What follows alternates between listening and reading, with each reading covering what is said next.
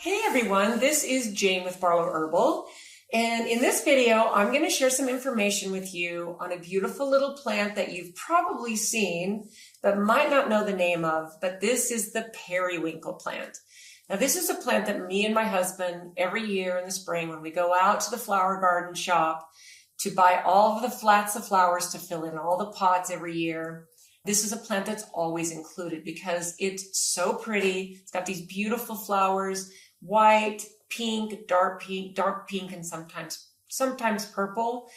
But these are beautiful plants that many people use to complement their flower garden. Now, periwinkle does have a couple of different species that we're going to talk about today, but there's a species called Catharanthus roseus that is from Madagascar. It's grown in tropical regions in Jamaica, and it has a lot of really powerful medicinal properties that take some knowledge and some care. In fact, when I was researching this plant, this was probably more than 10 years ago. This is periwinkle, one of the species, which is the Vinca minor, which we're going to talk about that too. That is what ended up in our Brain Glow formula. But there's this whole species of periwinkle, the Madagascar, the Catharanthus roseus, that has such powerful properties that it's actually in the 1950s, they studied it. There's two alkaloids, and let me tell you what these are called: vincristine and vinblastine. Now, here's something really fascinating. This plant with these two alkaloids, these are the base of chemotherapy drugs.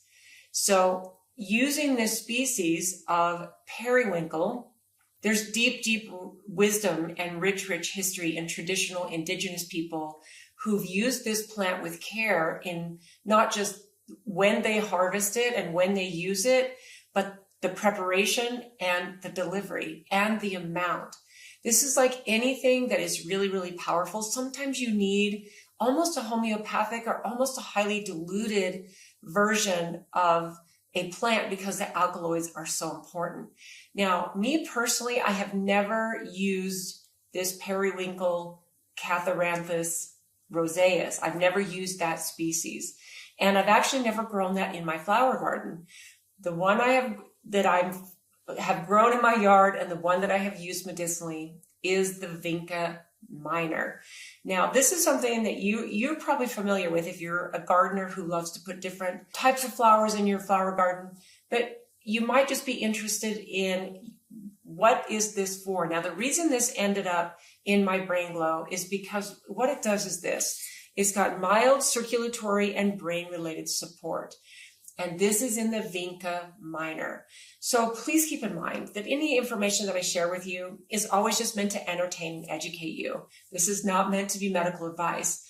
And to me, this is one of those things that this shows you the layers and layers and the rich history of herbal medicine being passed down from father to daughter to son to daughter to son, and all the way through the generations, and the deep wisdom that comes with this type of plants, their alkaloids, their properties, what they do, how they can hurt you. There's so many nuances that are really beautiful and really important that you learn about before you just start throwing leaves into a cup or drying them in your dehydrator and saying, I wonder what this will do. You know, this is where the pure, simple wisdom comes in, but also common sense, right? So this is what I would say. Periwinkle is one of those plants that you definitely want to do a deep dive research in. It's not one that I would suggest just willy-nilly adding into your medicinal herbal routine because there is some deep power to these. In fact, here's a little bit of a list of what this Catharanthus roseus has been used traditionally over thousands of years, okay? They actually call it in Ayurveda, they call it ever blooming because it is a plant that is perennial. It just grows continually and it just constantly blooms. So you're going to see this in a lot of places that are tropical. It's been used to manage diabetes, high blood pressure, sore throats. calming the nerves, purifying the blood, and even pounded into a poultice, crushed into a poultice for bee stings and skin wounds and eye conditions and different things like that. What I found the most fascinating when I first started researching periwinkle, when I was doing all the deep research for my brain glow, is that this certain species, the Vinca minor, had really complementary properties to the other herbs that are in brain glow, like ashwagandha, ginkgo, bacopa, which is water hyssop, gotukola, skullcap, schizandra. All those herbs match each other and complement each other in this beautiful, beautiful formula. So this is where knowledge, wisdom, this is one of the things I remember talking in depth with my dad about, was the difference between the species of periwinkle. And I went back and did a little bit further research for this video, and I had not realized that those two compounds in this other species of periwinkle are the two main alkaloids that are the chemotherapy drugs.